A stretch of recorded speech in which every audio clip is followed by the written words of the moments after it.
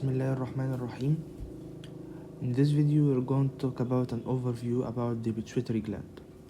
Okay, first of all, we have to know that the pituitary gland is an endocrine gland that is located in the brain. It is located specifically in the sphenoid bone in a place called sella turcica. It is a cavity in the sphenoid bone in which lies the pituitary gland. Pituitary gland is consisting of two lobes, which are the anterior lobe and the posterior lobe, and further in this video you are going to know which hormones are secreted from which lobe. So pituitary gland present in the sella turcica in the sphenoid.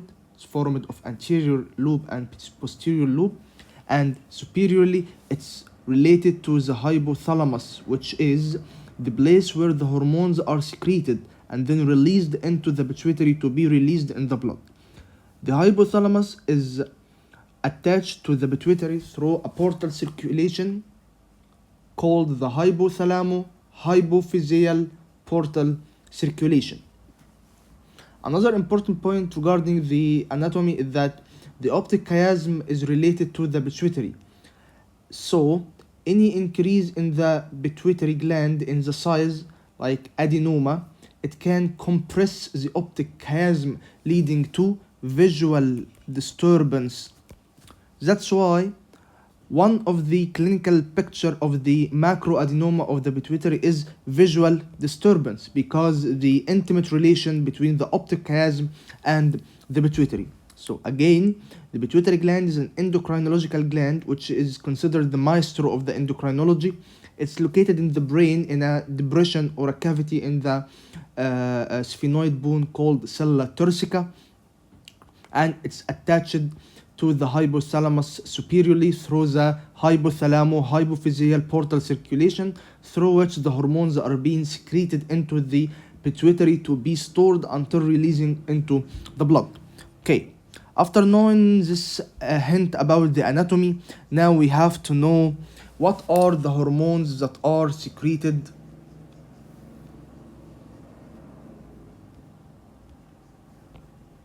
from the pituitary. Okay, so again, as we said, we have anterior pituitary and we have posterior pituitary. Each lobe or each part is secreting specific hormones. So we'll begin first with the anterior pituitary.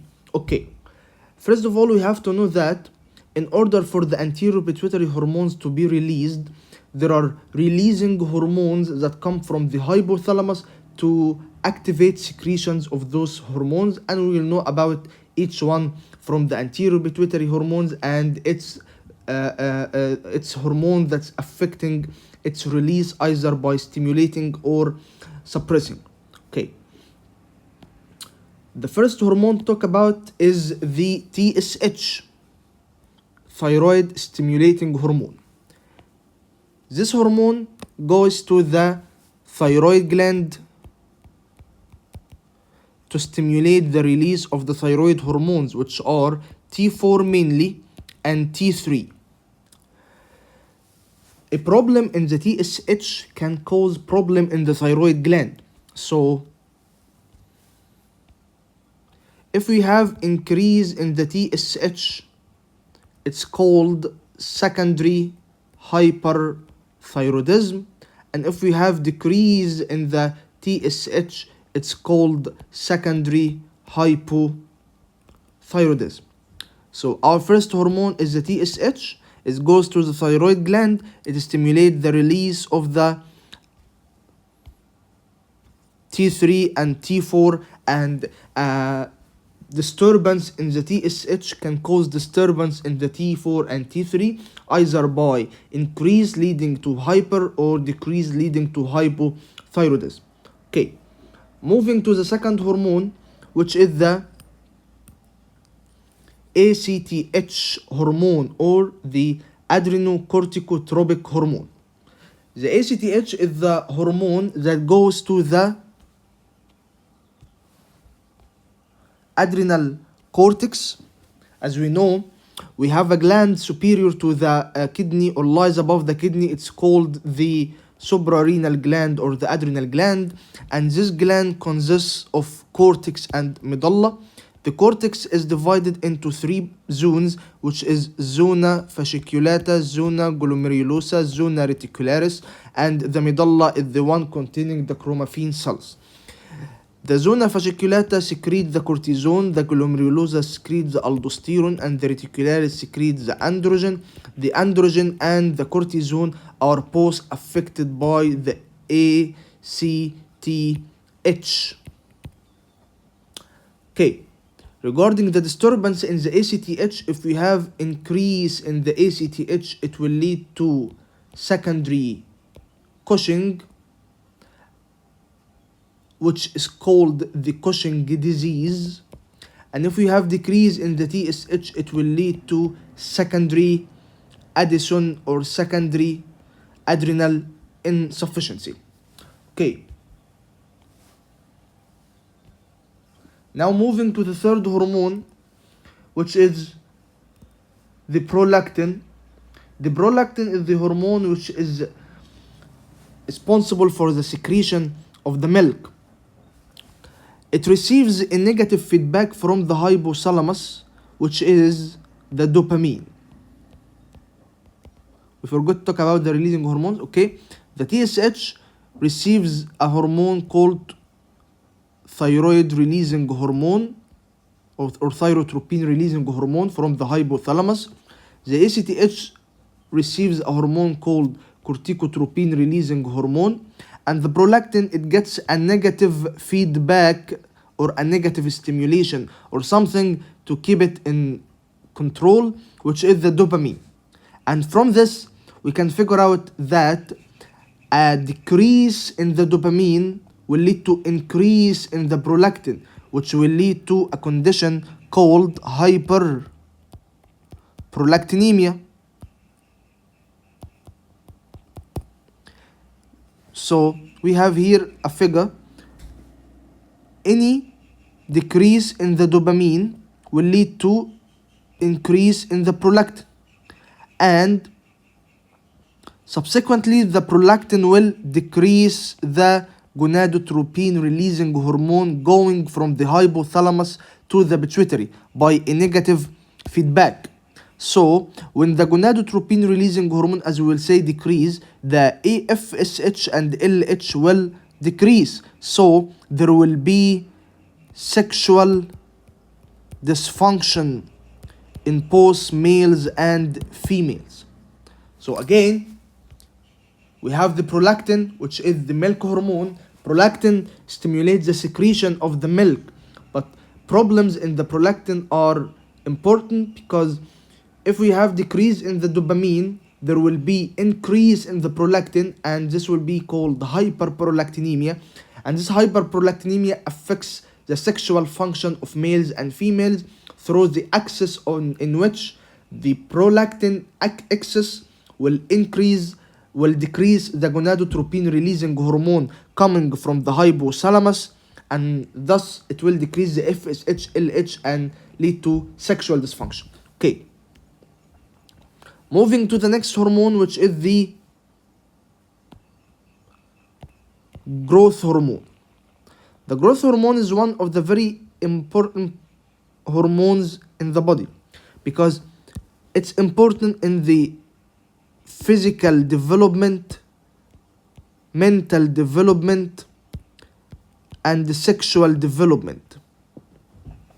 It affects the bones, affects the muscles, affects the tissue, affects the reproductive system, affects the brain, affects everything. And the growth hormone doesn't act by itself, but it acts through a mediator called insulin growth factor. Regarding the releasing hormone that comes from the hypothalamus, we have two hormones, either growth hormone releasing hormone, which is stimulatory, or we have somatostatin, which is inhibitory. Okay. Increase in growth hormone cause problems because if we have increase before puberty, so we have the epiphyseal plate in the bone is still open, which permits further elongation of the bones. So if we have increase before puberty, this will lead to a syndrome called gigantism, in which there is abnormal increase in the length of the long bones. But if we have increase in the growth hormone after puberty, this means that the epiphyseal plate is now closed. So the growth hormone will not increase the length of the bone, but will increase the deposition of the bones. So it will lead to a syndrome called acromegaly, which have a specific morphology regarding the broad hands, the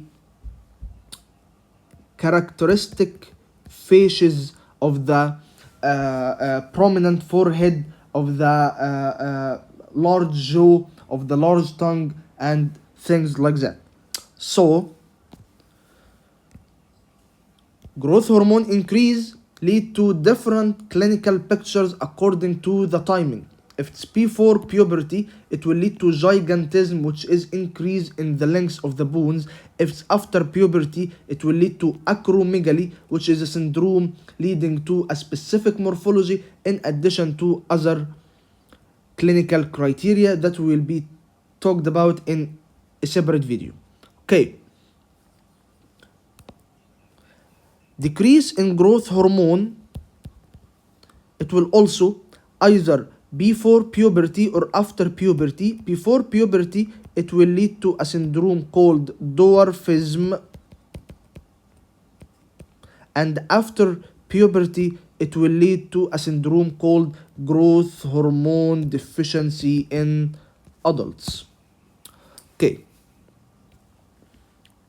Moving to the last hormone coming from the anterior pituitary, which is the gonadotropin.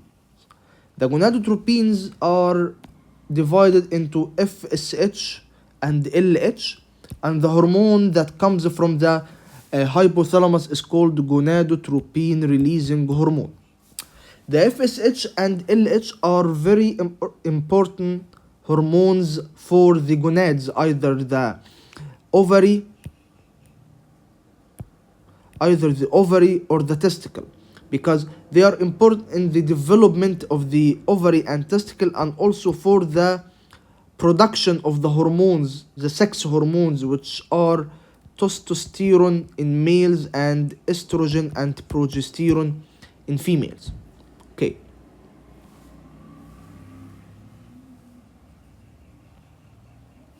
Problem in the FSH and LH will affect the gonads. So if we have decrease in the FSH and LH, it will lead to a syndrome or a disease called secondary hypogonadism. So at this point we can notice that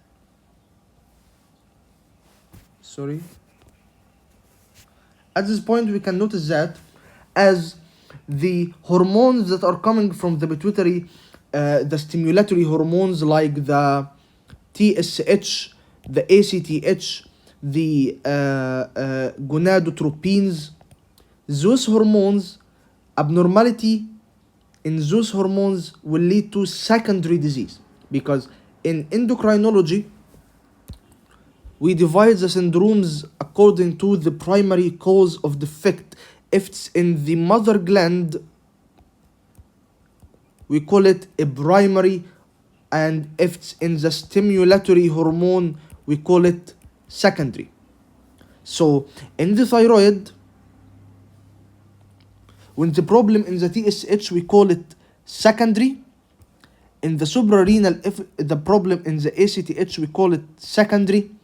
In the gonads, if the problem in the gonadotropin, we call it secondary.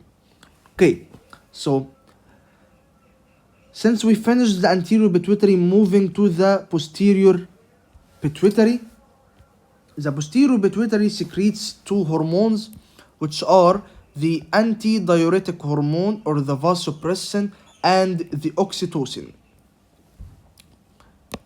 The antidiuretic hormone as the name implies, it's anti-diuretic. It's against urination. And the other name also implies the function because it's also called the vasopressin. So the antidiuretic hormone mainly, it leads to vasoconstriction of the vessel and decrease the fluid in the urine. So it mainly increase the blood pressure. An increase in the antidiuretic hormone lead to a syndrome called SIADA, which is syndrome of inappropriate antidiuretic hormone. Okay, and with the last hormone, which is the oxytocin. Oxytocin is a hormone affecting again the milk. It affects the milk projection, and also it acts on the uterus to stimulate the uterine contractions, or what's called the labor pain, to help in labor. So again, to sum up just in 2 minutes, we have a gland called the pituitary, which is the master gland. It's located in the brain in a depression in the sphenoid bone called sella turcica, and it is related to the hypothalamus through the hypothalamo-hypophyseal portal circulation.